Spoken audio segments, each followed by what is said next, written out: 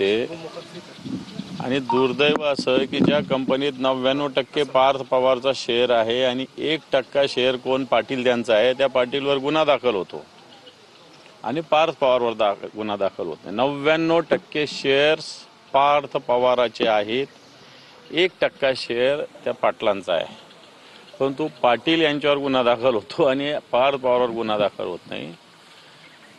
जमिनीची किंमत हा विषय मी बोललेलो आहे। एकनाथ खडसेंचं असंच एक प्रकरण झालं होतं। एकनाथ खडसेने सुद्धा MIDC जमीन जिचं व्हॅल्युएशन जास्त असताना कमी किमतीत ही जमीन खरेदी केली होती। देवेंद्र फडणवीस मुख्यमंत्री असताना झोटिंग कमिटी यावेळेस नेमली होती। आम्ही हीच मागणी करतोय की अशाच पद्धतीने एक समिती नेमली जावी।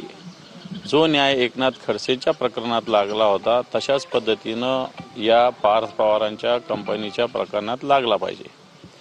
याच्यातले अनेक विषय माझ्याकडे तशी फाईल आहे, इथं सगळ्या पेपरची फाईल आहे, 2012 पासूनची फाईल माझ्याकडे, परंतु मी ही अजून काय काय होतं यांच्याकडचं कोर्टाचे पेपर आहे माझ्याकडं, महसूल मंत्र्याचे बाळासाहेब थोरातांच्या सहीचं 2013चं पत्र आहे, विलासराव देशमुखांच्या सहीचं पत्र आहे, हे सगळे पेपर्स माझ्याकडे आहे।